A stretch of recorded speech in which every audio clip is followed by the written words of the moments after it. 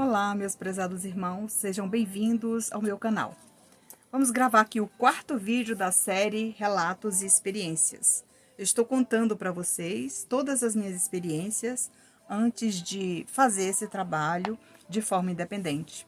Eu fui capacitada por uma equipe espiritual e esse trabalho realizado, em silêncio aqui em minha casa, gerou, um livro. E eu compilei todas aquelas mensagens e transformei num livro, porque vai ajudar várias pessoas, principalmente aquelas que desejam adquirir essa obra, Lembrando que ela foi publicada não faz muito tempo e eu estou, preparando para uma segunda publicação, acrescentando vários relatos recebidos da própria espiritualidade, como complemento para você que vier adquirir, um novo exemplar nessa nova publicação, tá? Então, continuando aqui, eu falo aqui na página 35 do livro, sobre uma mensagem bem interessante que eu escrevi, que diz o seguinte: como é bom fazer o bem ao próximo, você se sente mais leve, mais motivada, mais feliz em continuar trabalhando, porque assim, a recompensa vem de Deus. Não que aquela pessoa não agradeceu a você, é claro, às vezes ela agradece, outros não agradecem, mas Deus está vendo, conhece o seu coração e sabe o que você está fazendo. Só sentimos essa bondade quando não temos a pretensão de fazer o bem sem expectativa, pois Deus observa tudo lá de cima. Daqui de baixo, eu simplesmente sirvo com humildade, agradecendo sempre a oportunidade de fazer o bem nesta vida, com amor, sem interrupção, com cautela e de forma responsável. Por que aqui sem interrupção? Às vezes, eu dou uma pausa aqui no ao vivo, nas cartas, nos evangelhos, mas em casa, essa pausa ela é menor, Eu tenho um horário estabelecido para escrever com a espiritualidade e aquele horário ele vai. Por exemplo, eu tenho uma folga, eu tiro 2, 3 dias na semana para fazer esse trabalho, E essa questão da cautela, é que a gente tem que observar, analisar tudo que você escreve, tudo que você recebe, se o texto é coerente, se vem realmente daquele espírito do bem. Então, temos que estar atento a esses sintomas, tá? Segundo, de forma responsável. Você, o médium, ele é responsável por tudo que ele faz, pelo que ele fala, pelo que ele vê, pelo que ele interpreta, pelo que ele escreve. Tudo tem a participação do médium e ele é responsável por todas as suas comunicações.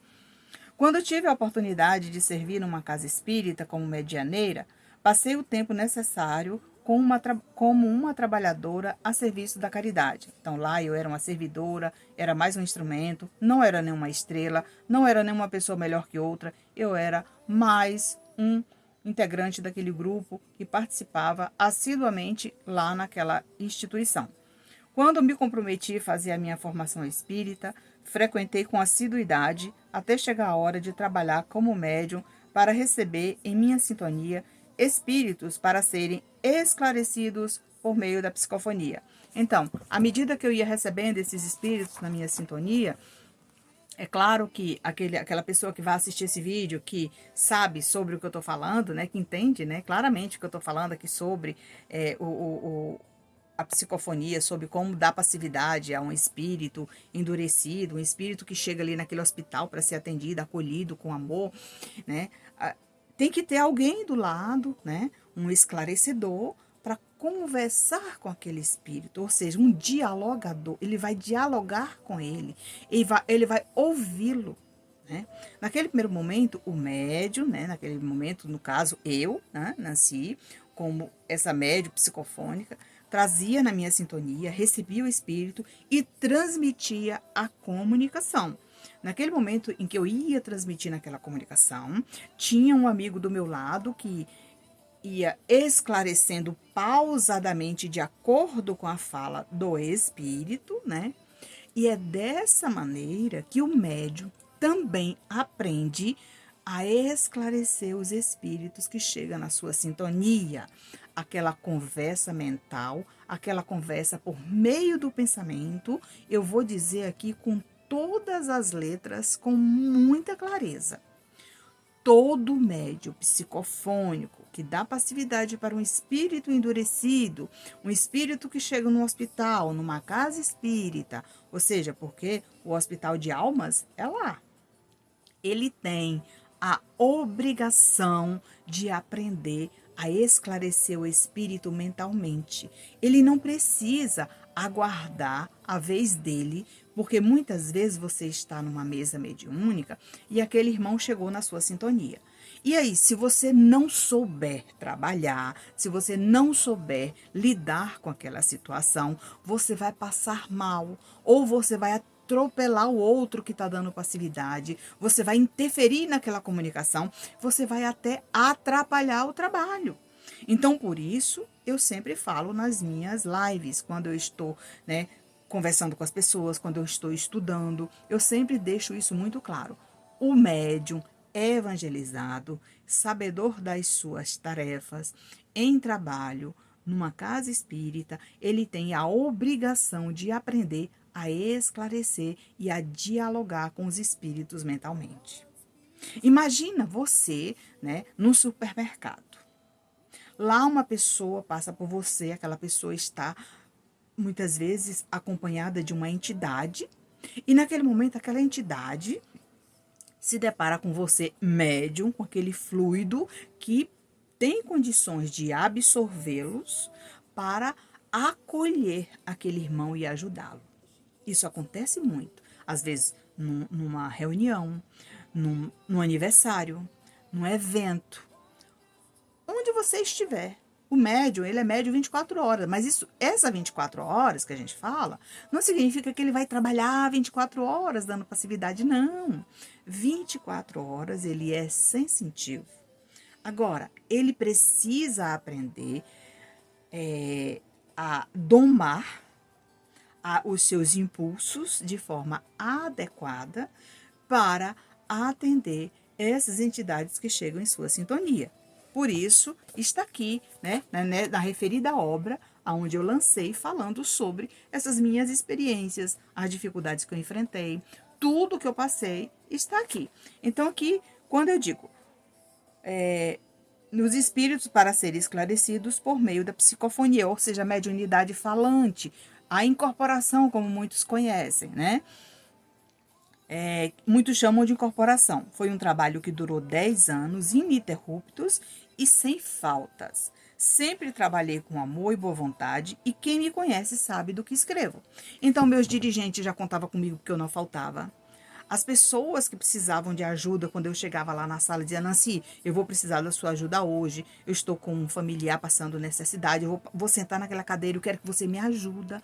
A pessoa sentava na cadeira, eu mentalizava aquela pessoa, ela falava sobre aquele irmão que estava necessitando, entendeu? Necessitando dessa ajuda, desse acolhimento à distância, e por meio da sintonia dela, eu captava esse espírito, trazia para minha sintonia, trazia para a sala, trazia lá para aquela enfermaria, e ao meu lado tinha um irmão, né, que ia esclarecendo pausadamente aquele espírito até convencê-lo, né, a desvencilhar daquele irmão que estava sofrendo por conta desse assédio. Então, o médium psicofônico, ele é uma antena, ele é um para-raio, né? Sabe aquela frequência que você tem que estar o tempo todo policiando a sua mente? É isso. Então, não existe as rádios AM, FM, a televisão. Às vezes você vai numa frequência que ela não está boa. Aí você vai procurar uma frequência boa. É isso. O médium evangelizado, que sabe das suas necessidades, das suas responsabilidades, ele está sempre atento, né, ao seu pensamento, à sua vibração, às irradiações que ele recebe para que ele possa transmitir, muitas vezes para aquela pessoa que está necessitando, às vezes até distante, né? E aqui, hoje, o meu trabalho nas redes sociais é uma realidade. Tem ajudado muitas pessoas, né? Eu falei num outro vídeo, né, sobre pessoas que nos procuraram vindo de muito distante. Essas pessoas receberam carta, estão bem melhores hoje, estão felizes. Por quê? Porque aquele peso que ela tinha no coração, né, aliviou. Ela seguiu em frente, pôde escolher um espaço na sua casa, um horário estabelecido para organizar os seus armários e doar as roupas, né, que o seu ente querido deixou. doar os seus pertences que não servia muito, às vezes, para eles. Tudo aquilo que era móvel, aquilo que representava, né? Aos poucos você vai se desfazendo, aos poucos você vai reconstruindo a sua vida. É isso que a carta, que o espiritismo, que o médium evangelizado, responsável pelas suas atitudes e comportamento, pelo seu trabalho e que tem responsabilidade com ele, ajuda essas pessoas, mesmo que distante. E aqui, eu continuo falando o seguinte: os encontros ao vivo na internet acontecem às segundas-feiras. Ou seja, por que eu coloquei as segundas-feiras? Toda segunda-feira tinha lá sementes do Evangelho. Sementes do Evangelho. Tinha gente que já estava aguardando. Então, depois que eu gravei uma série de vídeos que eu coloquei no meu canal, agora você não precisa aguardar, né, a Nancy ao vivo para assistir essas playlists, para assistir os evangelhos.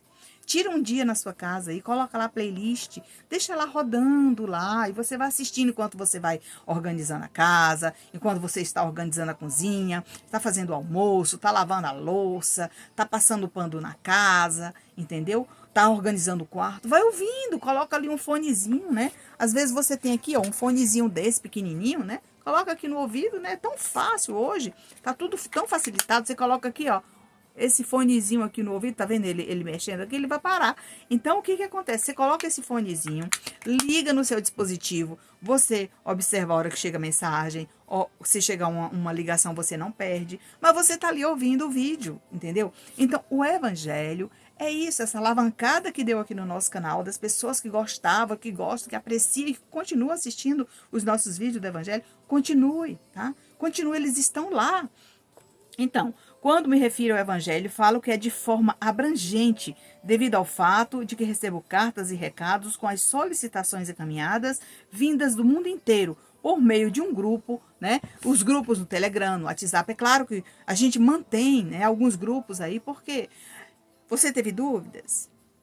Tem alguma dificuldade? Basta você entrar lá, manda uma mensagem, né? Talvez você não receba a mensagem imediata, mas mais tarde eu respondo a todas as pessoas que me mandam mensagem, tá? E aqui é dessa maneira que venho atendendo nas redes sociais à distância os irmãos que buscam acalento na alma e no coração, encaminhando a paz que os dois lados necessitam para seguirem conforme a vontade de Deus. Então veja bem, o telefone toca de lá para cá, como diz Chico Xavier, né? Como Chico Xavier falou tantas vezes quantas pessoas iam lá, né? Em busca de uma carta que queria, que estava desesperado. Não, o telefone toca de lá para cá. Quando ele tocar, né? Eu vou escrever.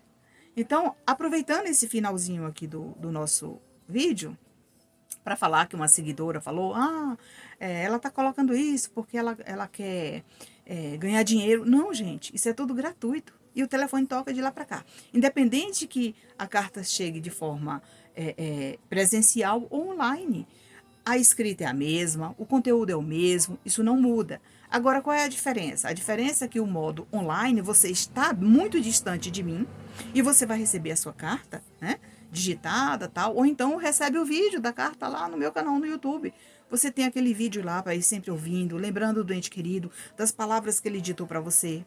Enquanto que a carta é presencial, você está ali do meu lado. Eu faço questão de escrever com a pessoa do meu lado, para que ela não tenha dúvidas que ali está sendo escrito algo que o ente querido dela está transmitindo para ela. Eu acho que, não sei se tem algum médium que escreve dessa maneira. Eu escrevo assim, eu faço questão que a pessoa sente do meu lado, que eu converse com ela, né? Diminua ali a sua ansiedade, né? As batidas do seu coração, transmitindo paz interior. Primeiro a gente conversa, faz um atendimento fraterno ali na hora, depois eu vou escrever. E à medida que você vai escrevendo, a pessoa vai aliviando, vai melhorando, e quando a carta é lida, a pessoa sai dali revigorada. Outra pessoa. Então, esse é o nosso trabalho. E tudo isso, gente, está aqui nessa obra, né? Aonde eu vou fazer uma nova publicação, vou acrescentar aqui os novos depoimentos que chegaram, que eu já estou escrevendo. E quando tiver para fazer uma republicação novamente, né? Eu vou avisar vocês aqui no meu canal, vou avisar nas minhas redes sociais, né? Então, aqui, veja bem. Para encerrar esse nosso vídeo, para não ficar tão longo, Na página 39 do livro, eu falo o seguinte.